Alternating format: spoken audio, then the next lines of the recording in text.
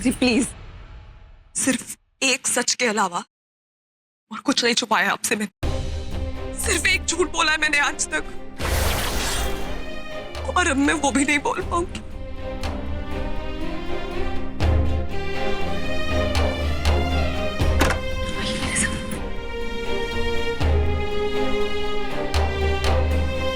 देखिए माहिर जी, तुम्हें जो भी कहना है मेरी आंखों में आंखें डालकर आंखें खोलकर बात करो। ये बात यूवी के बारे में है ना?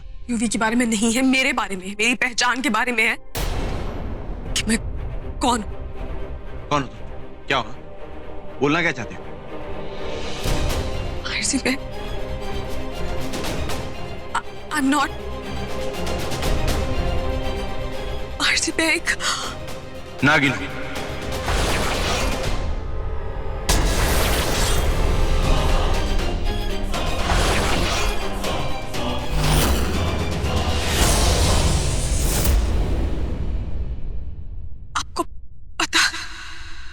जानता हूं मैं, पहले दिन से तुम्हारी असलियत जानता हूं बेला, और यह भी जानता हूं कि तुम यहां पे मेरे अपनों से बदला लेने आई हो, उन्हें बेमौत मारने आई हो। तो फिर आप चुप क्यों? इसलिए चुप रहा बेला क्योंकि मैं देखना चाहता था कि तुम किस हद तक गिर सकती हो, देखना चाहता था कि किस हद तक तुम इस्तेमाल कर सकती हो मेरा, और इंतजार कर रहा था कि तुम कब खुद अपना क्या कबूलोगी। अब क्या प्लान है नागरानी? बोलो, तुम क्या सोचती हो? तुम मेरे अपनों को मारोगी, उनको मौत के घाट उतारोगी, और मैं तुम्हें माफ कर दूंगा। एक धोखेबाज मक्कार नागिन को माफ कर दूंगा कभी? मैं मरता मर जाऊंगा लेकिन तुम्हें कभी माफ नहीं करूंगा। प्यार तो बहुत दूर की बात है। दूर हाथ मत लगाना, निकल जाओ यहां से।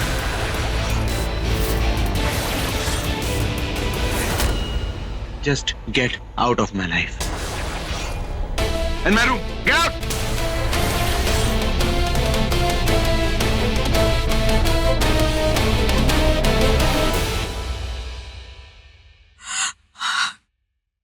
Sorry, Myers. I'm really sorry.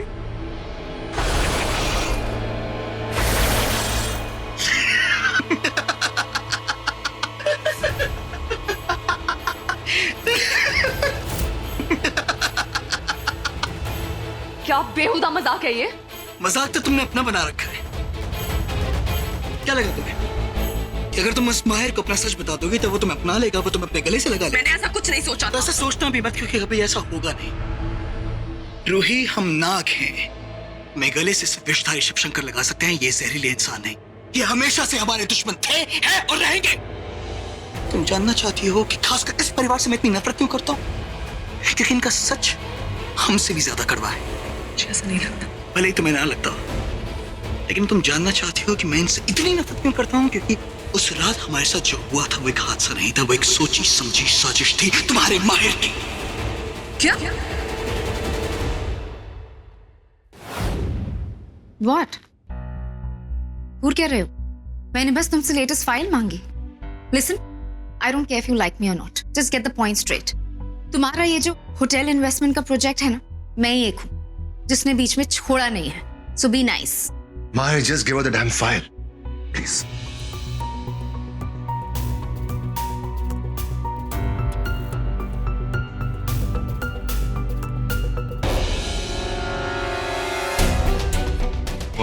What?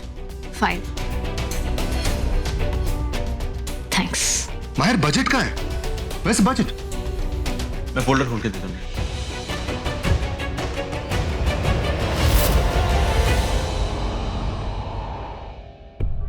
ये क्या था?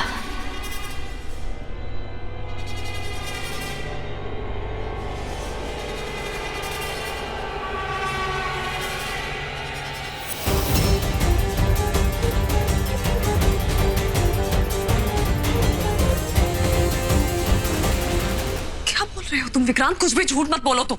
हाँ, अब जब उस माहिर का नाम आ गया तो तुम्हें यही लगेगा ना कि मैं तुमसे झूठ बोल रहा हूँ, लेकिन मैं तुमसे झूठ नहीं बोल रहा हूँ, मैं तुमसे सच कह रहा हूँ। इस समय तुम अंधेरे में, मैं तुम्हें उजाले में लाना चाहता हूँ। मैं तुम्हें सच बताना चाहता हूँ, मैं तुम्हें बताना चाहता हूँ कि ये परिवार हमारे खिलाफ एक बहुत बड़ा षड्यंत्र रच रहा है, एक बहुत बड़ा चक्रव्यूह रच रहा है जो तुम देख नहीं पा रही हो। क्योंकि मुझे ऐसा नहीं लगता। तो तुम्हें देख ही पा रहा, लेकिन तुम वो बात भूल कैसे सकती हो जो मरते समय तुम्हारी माँ ने तुमसे कही कि ये इंसान बहुत जहरीले होते हैं और तुम्हें इन्हीं के बीच में जाकर रहना होगा। तो वो परिवार यही है हमारे दुश्मन। क्यों है ये हमारे दुश्मन? हमने क्या बिगाड़ा है इनका जो हमारे साथ ये दुश्मनी निकालेंगे? क्योंकि हो सकता है कि हमारे पास कुछ ऐसा हो जो इन्हें हमसे चाहिए हो। तुम तो अच्छी तरह जानते हो कि ये इंसान कितने लालची होते हैं। शायद मुझे इसी रात हो गया था, मैं समझ गया था कि जंगल में हमारे साथ जो हुआ है वो एक हादसा नहीं है, वो एक सोची समझी साजिश है। ये लोग हमें वहां मारने के इरादे से आए थे। क्रांत, बस करो, बिना सोचे समझे कुछ भी बोलते जा रहे हो। बिना जरा सोचो, मैं तुम्हें कुछ भी नहीं कह रहा हूँ। अच्छा, ये जो तुम बार बार उस माहिर को बचा रही हो, तो अच्छा मुझे एक बात बताओ, उस पूरे खानदान का कारोबार कौन संभालता है? माहिर संभालता है ना। मैं अभी उसके इसलिए तुम्हारे सामने रखता हूँ। क्या तुम जानते हो कि ये लोग खाली एक छोटे से मामूली से कारोबारी हुआ करते थे, तो अचानक रातों रात इन लोगों के पास इतना पैसा कैसे आ गया? मुझे नहीं पता विक्रांत, मैंने कभी ये पता लगाने की कोशिश नहीं। लेकिन मैंने पता लगाया है ना। इन लोगों ने ना केवल हमारी हवेली, उसके आसपास की जमीन, यहाँ तक कि हमारे मंदिर को खरीद लिया, उसे मिट्टी में मिलाने के लिए नहीं। जरा सोच, मेरा कारोबार करने का पहला नियम अपना फायदा देखा जाता है। ये लोग अपना फायदा नहीं देख रहे, ये लोग हमारा नुकसान देख रहे हैं। जानती हो क्यों? क्योंकि यही है हमारे सबसे बड़े दुश्मन, यही है हमारे नागवंश के दुश्मन, क्योंकि ये हमारे नागवंश को खत्म कर देना चाहते हैं।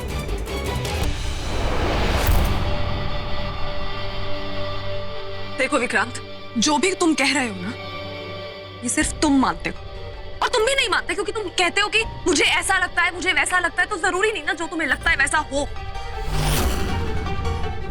अगर अपनी कही हुई बातों पे तुम्हें इतना यकीन है, उनको साबित करने के लिए कोई तो सबूत होगा। वो आज तुम मुझसे सबूत मांग रही हो। एक समय हुआ करता था तो मेरी हर एक बात पर, मेरे प्यार पर आंख मूंद करके विश्वास करती। हम यहाँ प्यार की बात नहीं कर रहे हैं आज विक्रांत। तुम इस तरह मुझे बार बार कटघरे में लाकर मत खड़े कर दिया करो। जो मैं आज हूं ना, इसमें सिर्फ मेरा कसूर नहीं। मेरे जिंदगी का सबसे बड़ा सच था तुम्हारी मौत।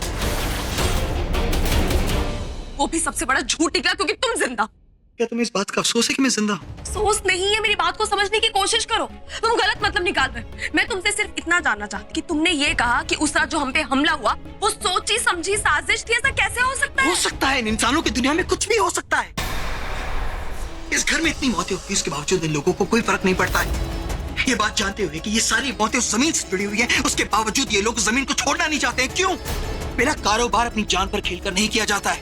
मैं तुम्हें बता रहा हूँ ना, जरूर है इन सब के पीछे कोई बहुत बड़ा राज है। और अब मुझे शक होने लगा है कि क्या ही कहीं नागरानी माँ को तो वो बात पता नहीं लगे। शायद इन्हीं लोगों ने तो उन्हें मारने दिया है। माँ की मौत के पीछे यही लोग जिम्मेदार थे। नहीं बेला, ये झूठ है, ये सब झूठ है, ये झूठा है बेला। मुझे मारने का षड्यंत्र रचा गया, लेकिन वो इस घर के लोगों ने नहीं रचा था बेला, नहीं रचा था।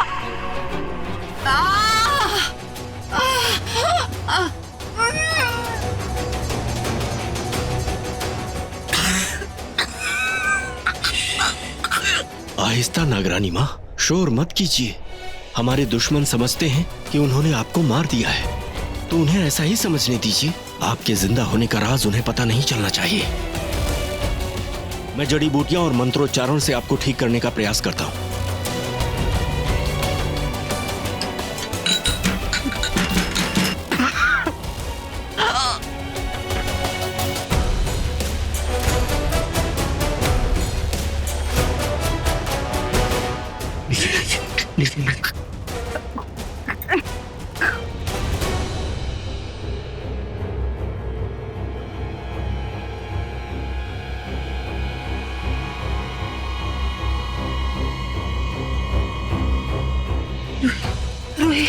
रोही मेरे बच्चे, मेरे पास आ जा। मेरे बच्चे। देखिए नागरानी माँ, मैं उन सब से ये कह के आया हूँ कि मैं आपके मृत शरीर को विशेष अंतिम संस्कार के लिए ले जा रहा हूँ। इसलिए आपके जिंदा होने का राज किसी को भी नहीं पता चल सकेगा, आपकी बेटी को भी नहीं। वरना हम ये कभी नहीं जान पाएंगे कि हमारे दुश्मन आखिर चाहते क्या है, ये सब करने के पीछे उनका मकसद क्या है। मेरी बच्ची है पापा। आपकी बच्ची बहुत जल्दी नागरानी बनने वाली है, ये आपको पता है ना? सब पता है मुझे। मेरी रूही सच से अनजान है पापा। आपको उसको बताना होगा किसने मुझे जहर पिलाया। आपने उसकी शक्ल उसे आप उसे पहचानते हैं ना बाबा? हाँ, उसी क्षण मैं वहां आया था जिस क्षण वो आपको जहर देकर जा रहा था। वो आदमी कौन था वो आदमी बाबा?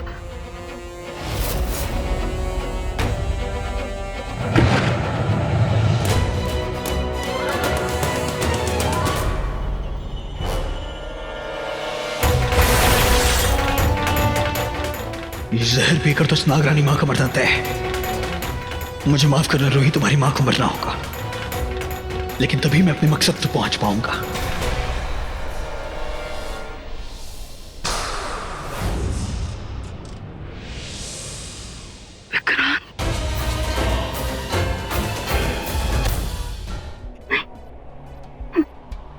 वो तो हमारा अपना है बाबा। वो ऐसे कैसे? नहीं, बाबा वो मेरी रूही से बहुत प्यार करता है बाबा। मेरी रूही तो उस पे आंख बंद करके भरोसा करती है बाबा। वो ऐसा नहीं कर सकता। जिस पर आंख बंद करके भरोसा किया जाए वही उसे तोड़कर हमारी आंखें खोल देता है। नागरानी माँ, हमारी नागरानी के साथ भी ऐसा ही होगा। उन्हें उस विक्रांत का सच पता चल जाएगा। हमें बस अब ये पता करना है कि आखिर यह सब करने के पीछे उसका मकसद क्या है और इस सब में कौन कौन उसके साथ शामिल है। ये झूठा है रूही। इसने हमेशा तुमसे झूठ बोला है अपने किसी छुपे मकसद के लिए। ये तुम्हारा इस्तेमाल कर रहा है। मेरी बात ध्यान से सुन बेटा, मैं तुम्हें आगाह करने आई हूँ। मैं तुम्हारे सामने सजीव शरीर के साथ नहीं आ सकती, इसलिए ऐसे सिर्फ मेरी आत्मा तुमसे बात करने आई है। मैं जानती हूँ रूही बेटा, मैं जानती हूँ तुम्हारा अवचेतन मन मेरी आवाज सुन लेगा। तुम अपनी माँ को पहचान लोगी।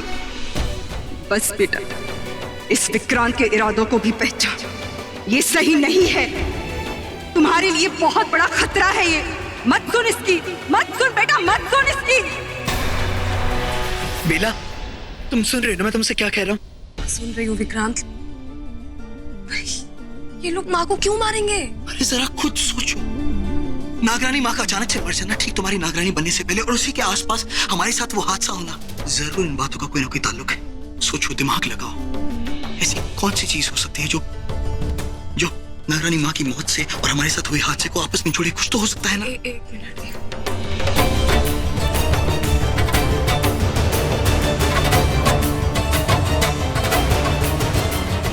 ये मेरा मांगटीका है, माँ ने मुझे दिया था और ये मुझे अन्नू के सामान से मिला।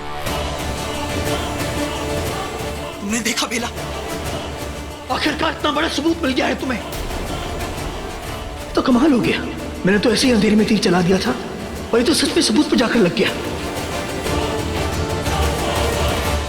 खुद सोचो बेला, उस रात वो अनु, वो सारे लड़के इस साजिश में शामिल थे। वरना तुम्हारी माँ का मांग टीका सोनू के कमरे में कैसे पहुंचता?